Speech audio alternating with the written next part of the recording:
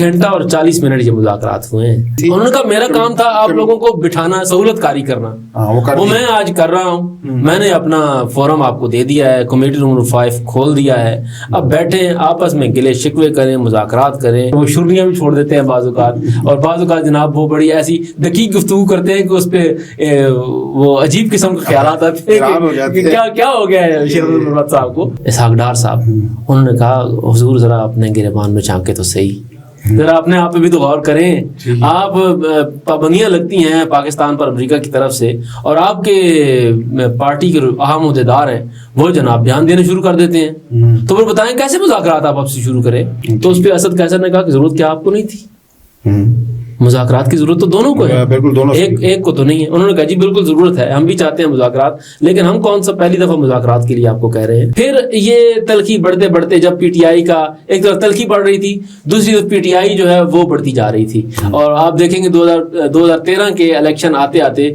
PTI ने लाहौर के जो मुस्लिम लीग नून का कल्ब था वहां पर एक बड़ा जलसा कर दिया। इमरान खान की रिहाई, क्या इस पे हुकूमत ये रिलीफ दे पाएगी पीटीआई को? कैसे देगी, किस बुनियाद पर देगी? वो उसने मरियम नवाज ने भी ये कह दिया है कि मुखालफिन की ख़वातीन को भी अपनी ख़वातीन समझना चाहिए, उनकी भी इज़्ज़त व एहतराम होनी चाहिए। तो ये भी एक खैर सगाली के पैगाम ही है। बिस्मिल्लाहिर्रहमानिर्रहीम, मैं हूँ ख्वाजा मतीन। आज आपसे बात करेंगे कि पीटीआई और हुकूमत के दरमियान मुज़ाकराती अमल का आगाज़ हो गया है। कुफल टूटा खुदा खुदा करके आज पहली मीटिंग हुई, लेकिन जो पहली मीटिंग हुई इसमें सिर्फ पीटीआई कमेटी के सिर्फ 3 अरकान असद कैसर, हाफिज़ अहमद रज़ा और अलामा राजा नासिर अब्बास साहब शरीक हुए, बाकी लोग नहीं आ सके। ये क्यों नहीं आ सके, इसकी वजूहात भी जानेंगे। दूसरी जानब जो हुकूमती कमेटी तश्कील दी थी वज़ीर-ए-आज़म शहबाज शरीफ ने, वो पूरी की पूरी कमेटी आज मौजूद थी। असम्बली सेक्रेटेरिएट का जो कमेटी नंबर 5 है वहाँ आज ये मुज़ाकरात का पहला दौर हुआ है, और ये कहा गया बाहर आकर गुफ्तगू की जो असद कैसर साहब ने वो कहा, उनका कहना है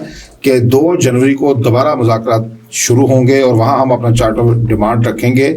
और साथ ही उन्होंने बड़ी अहम बात की है कि हमने इमरान खान की रिहाई का मुतालबा भी मुज़ाकरात के एजेंडे पर रखा है, और इसके साथ उन्होंने कहा है कि जो इमरान खान तक हमें रसाई नहीं दी जा रही वो मुतालबा हुकूमत ने मान लिया है। आज जो सारा दिन वहाँ क्या होता रहा असम्बली सेक्रेटेरिएट में, आंखों देखा हाल बयान करने के लिए हमारे साथ मौजूद हैं सीनियर रिपोर्टर इंतज़ार हैदरी साहब। वेलकम इंतज़ार हैदरी साहब, आपने ये सारा अमल देखा है हैदरी साहब वहाँ आज मुज़ाकरात, पहले बताएं कि हुआ क्या वहाँ, कब मुज़ाकरा शुरू हुए, कौन कौन से लोग शरीक हुए और वहाँ क्या बातें हुई, ज़रा नाज़रीन को जो आंखों देखा आपका हाल है ना वो आज बताएं। बहुत शुक्रिया ख्वाजा मतीन साहब, आपने आज हमें इज़हार ख्याल का मौका दिया। और देखिए मुज़ाकरात का वक्त था 11:30 बजे का, ठीक है, और 11:30 बजे सब ने इकट्ठे होना था कमेटी रूम नंबर 5 में। कमेटी रूम नंबर 5 की अपनी एक तारीख़ है, वो उसे 18वीं तरमीम के हवाले से कहें, बाजवा साहब की एक्सटेंशन के हवाले से कहें, दीगर बहुत से हवालों से कहें, 26वीं आईनी तरमीम के हवाले से कहें, तो ये बड़ा अहम किस्म का ये जो प्लेस है ना, बड़ा हिस्टोरिकल है। यहाँ पे बड़ी तलखियाँ हुई हैं, बड़े प्यार मोहब्बत भी हुए हैं, बड़े गले भी लोग मिलते हैं, और फिर यहीं पे तलखियों का आगाज़ भी होता है, यहाँ इख्तिताम भी होता है। तो इस लिहाज से ये 5 नंबर जो कमेटी रूम नंबर है बहुत अहम है। तो यहाँ इकट्ठा होना था स्पीकर ऑफिस में, हुकूमती कमेटी पहले गई है मुज़ाकरात से पहले।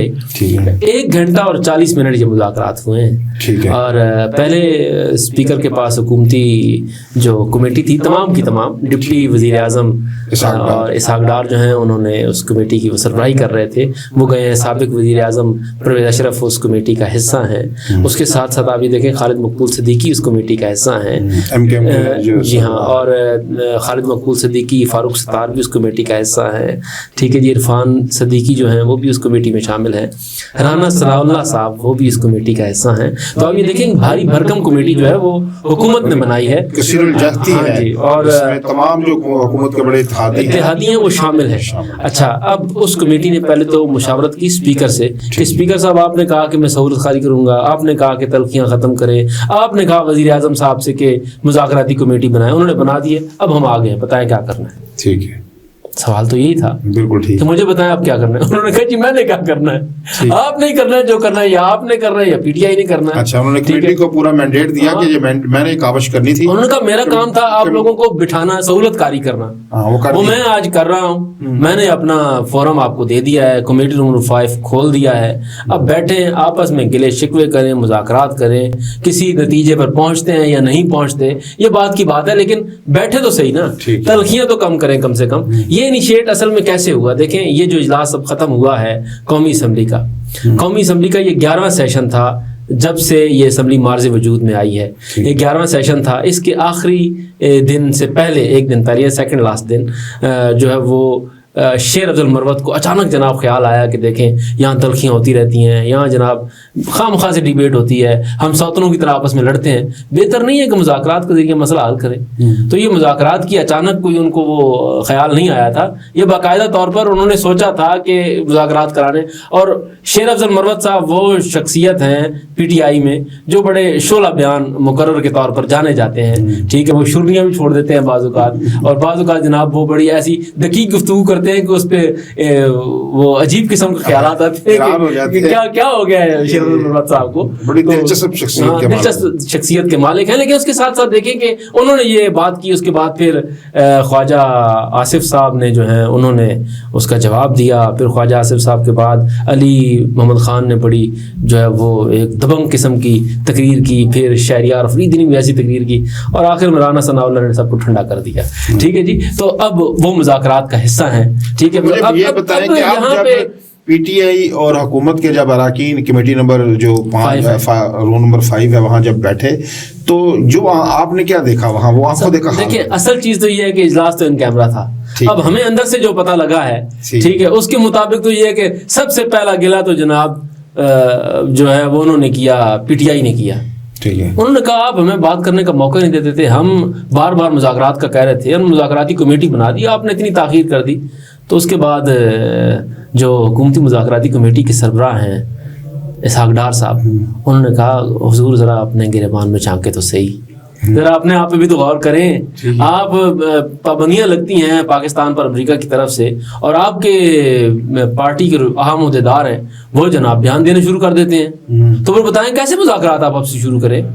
मुज़ाकरात के लिए संजीदा कोशिश तो कम से कम करें। सिर्फ मुज़ाकराती कमेटी थोड़ी बनाई जाती है, सिर्फ ये थोड़ी कहा जाता है कि अच्छा मैं यहाँ बैठा हूँ, जिसने मिलना है आके मिल ले, ऐसे तो नहीं होता। आपने एक मुज़ाकराती कमेटी बनाई थी, आप आ जाते स्पीकर के पास, पहले ही आ जाते, इससे पहले के पहल जो है वो हुकूमत करती, जरूरत तो आपको भी थी। तो उस पर असद कैसर ने कहा कि जरूरत क्या आपको नहीं थी, मुज़ाकरात की जरूरत तो दोनों को है, बिल्कुल दोनों, एक को तो नहीं है। उन्होंने कहा जी बिल्कुल जरूरत है, हम भी चाहते हैं मुज़ाकरात, लेकिन हम कौन सा पहली दफा मुज़ाकरात के लिए आपको कह रहे हैं। अभी आज जो मीटिंग हुई है, एक तो ये बताएंगे कितने दौरानिया की मीटिंग थी और जो बुनियादी चीजें वो क्या तय पा गई हैं जब 2 जनवरी का कह रहे हैं? देखें कैसे तय पा सकती हैं ख्वाजा साहब, कैसी बात करते हैं जी। मैंने बताया आपको मीटिंग जो है वो 1 घंटा 40 मिनट की थी, उस मीटिंग में तारुफी इजलास था ये, और तय कैसे पा सकती हैं? आप देखेंगे पीटीआई के तो अपने अरकान ही नहीं आए उसमें मुज़ाकराती कमेटी में। आज क्या वजह बनी मुज़ाकरात के लिए नहीं आए? देखिए बार कहा ये जा रहा था कि आप मुज़ाकरात करें, जब मुज़ाकरात शुरू हुए तो ये 3 लोग आए हैं। अभी अली अमीन गंडापुर साहब की तरफ से ये बयान हमने देखा है कि वो उन्होंने शिरकत से इनकार कर दिया। क्या पीटीए में क्या हुआ? तो इससे ऐसे लग रहा है कि इनकी मुज़ाकराती कमेटी खुद गैर संजीदा है। फिर 11 साल बाद मुस्लिम लीग नून पीटीआई वाले बाकायदा तौर पर मुज़ाकरात ये कर रहे हैं। जी 11 साल बाद बैठ रहे हैं। ये मुझे ये भी बताएं जरा कि क्या तारीख क्या है मुज़ाकरात की? असल में ये तलखी शुरू हुई तब हुई थी जब सब ने बाइकाट का ऐलान कर दिया था। मोहतरमा बेनज़ीर भुट्टो शहीद साहिबा ने मियाँ साहब को कहा कि आप बड़ी पार्टी हैं और हमने जब भी फरार इख्तियार किया है इलेक्शन से तो जमहूरियत के लिए अच्छा नहीं रहा, तो मैं आपसे ये कहूँगा कि आप इलेक्शन में हिस्सा लें। उसके बाद मियाँ साहब ने यू टर्न ले लिया। यू टर्न तो नून लीग भी लेती रही है ना, ठीक है, जो उन्होंने यू टर्न ले लिया कि ठीक है जी हम इलेक्शन में हिस्सा लेंगे।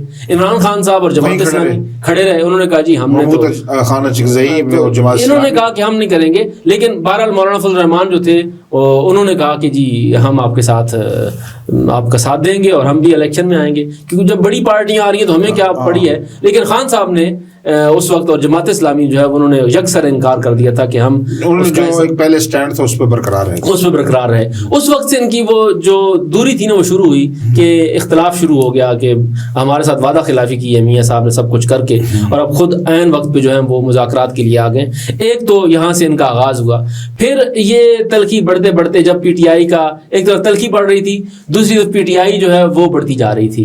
اور آپ دیکھیں گے 2013 کے الیکشن آتے آتے پی ٹی آئی نے لاہور کے جو مسلم لیگ نون کا قلب تھا وہاں پہ ایک بڑا جلسہ کر دیا, اور وہ حیران اور پریشان بھی کیا اس نے نون لیگ کو. تلخی کم کرنے کی کوشش کی لیکن تلخی کم نہیں ہوئی بلکہ بڑھتی گئی. اب یہ دیکھیں پھر 2013 کا جب 2013 کا جب الیکشن 14 کا ہوا, اور اس کے بعد 13 کا الیکشن ہوا, اور 14 میں جب یہ دھرنا آیا, اور پھر اے پی ایس کا سانحہ ہوا.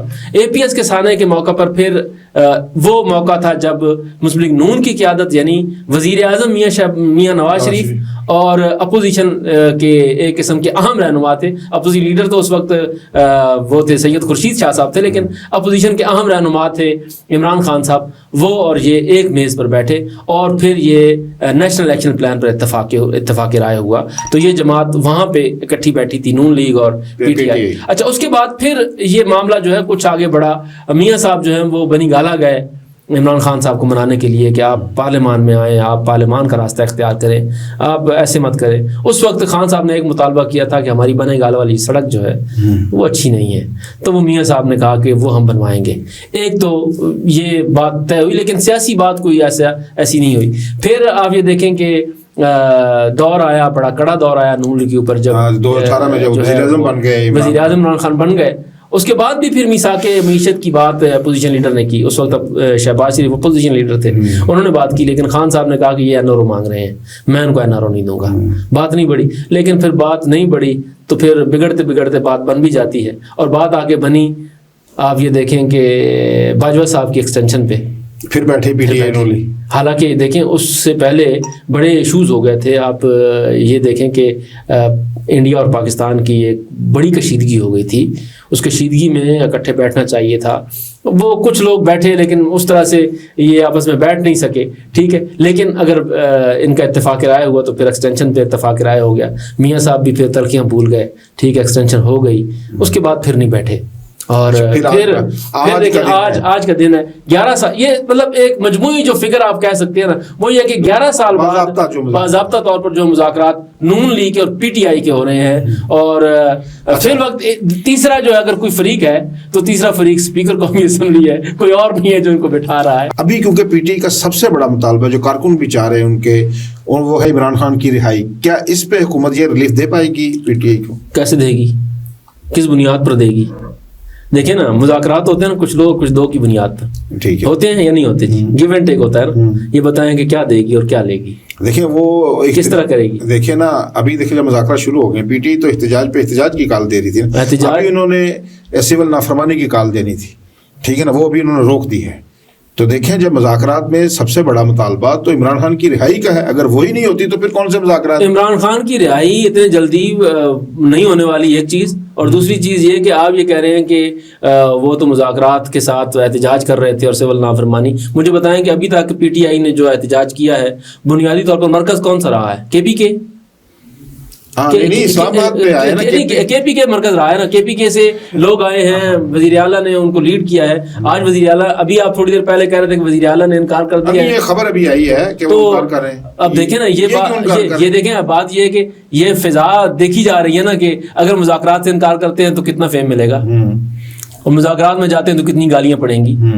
ٹھیک ہے, ابھی تو پارٹی شروع ہوئی ہے خواجہ صاحب, ابھی سے آپ کہہ رہے رہائی ہو جائے گی. وائٹا صاحب کا کام نہیں ہے سر, ابھی تو کام آگے چل رہا ہے. عمران خان کی رہائی نہیں ہونی تو پھر مذاکرات کرنے کا فائدہ کیا ہے؟ مذاکرات ابھی تو دیکھیں نا, ابھی تو ٹائم لگے گا, ابھی تو چارٹر آف ڈیمانڈ آنا ہے.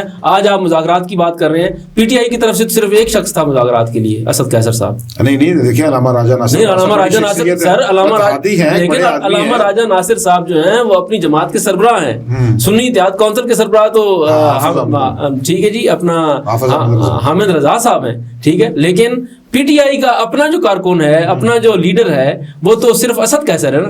پہلے PTI کے تو باقی رہنما آ جائے نا, پہلے یہ آپس میں تو مشاورت کر لیں کہ مذاکرات کرنے ہیں, کیسے کرنے ہیں, کن چارٹر آف ڈیمانڈ پر مذاکرات ہونے ہیں. ابھی تو یہ بات طے ہونی ہے. دیکھیں ابھی تو یہ پہلی بیٹھک تھی, یہ ایک تعارفی بیٹھک تھی, ابھی تو لیکن کم از کم آغاز ہو گیا نا. دیکھیں نا, یہ ایک ملک میں ٹینشن کا ایک ماحول تھا. ٹھیک ہے, یہ اس حد تک میں بھی آپ سے کہتا ہوں کہ خوش آئند ہے کہ مذاکرات کا آغاز ہو گیا ہے. اور پھر آپ کو پتہ ہے جو انہوں نے 26 نومبر کو بھی احتجاج کیا تھا, آئے تھے, تو ان کا یکنقطی ایجنڈا تھا. بشرا بی بی نے بھی اعلان کیا تھا, ہم خان کو لیے بغیر نہیں جائیں گے. اگر حکومت اس پر ہی نہیں آتی تو پھر یہ مذاکرات کا کھیل کھیلنے کا کیا فائدہ ہے؟ سر دیکھیں بات یہ ہے کہ آج وہ اس نے مریم نواز نے بھی یہ کہہ دیا ہے کہ مخالفین کی خواتین کو بھی اپنی خواتین سمجھنا چاہیے, ان کی بھی عزت و احترام ہونی چاہیے. تو یہ بھی ایک خیر سگالی کے پیغام ہی ہے. لیکن فی الوقت آپ اس کو اس بات سے جوڑیں گے کہ خان صاحب سے رہا ہوں گے تو معاملہ حل ہوگا, تو پھر PTI والے بھی اس بات کو تسلیم نہیں کریں گے, کیونکہ بہت سے لوگ جو ہیں ابھی جیلوں میں ہیں اور ان کی رہائی کے جو ہے مطالبات کیے جا رہے ہیں. آپ دیکھیں پرویز الہی صاحب رہا ہوئے ہیں نا, ہاں, لیکن وہ روزے سے ہیں, ابھی تک بولے نہیں. تو روزے سے ہیں نا, تو ابھی بہت سی چیزیں ابھی اور آنی ہیں. ابھی اتنے جلدی کچھ نہیں ہونا سر.